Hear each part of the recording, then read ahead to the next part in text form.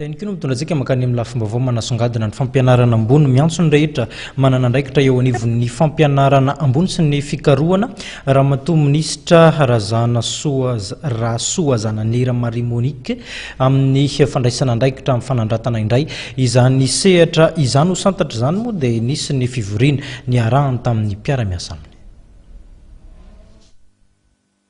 Amerina amin'ny toerany tokony hisy azy ny tontolo fampianarana amin'ny ambaratonga ambony sy ny fikarohana ny fanamby apetraky ministry ny fampianarana ambony Rasoa Zananera Marie Monique.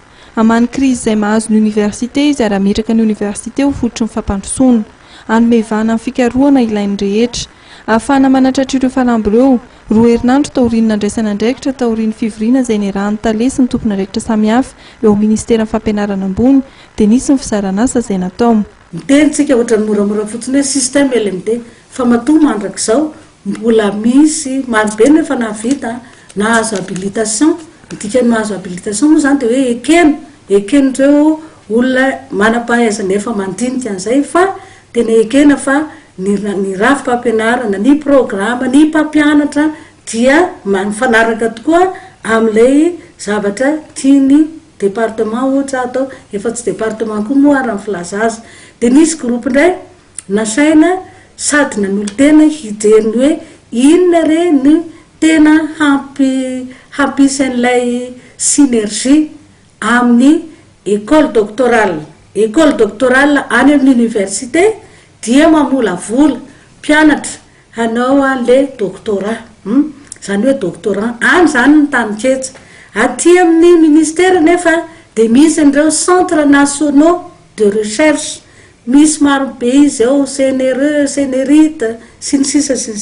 Ireo dia manana koa ny laboratoireny manana.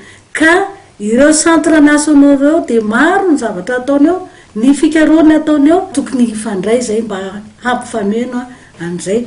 Ka izay fifandraisan'izay dia hamokatra, misy vokatra zany.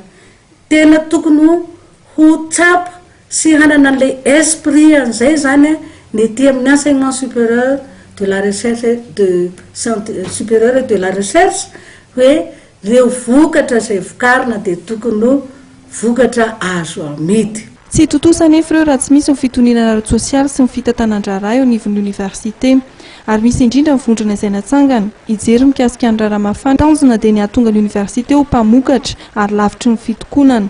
Raha ny fandaram-potoana ny 9 sy 7 Meo avizao no anatodisana ny fivorian'ny filohan'ny université manerana nosy.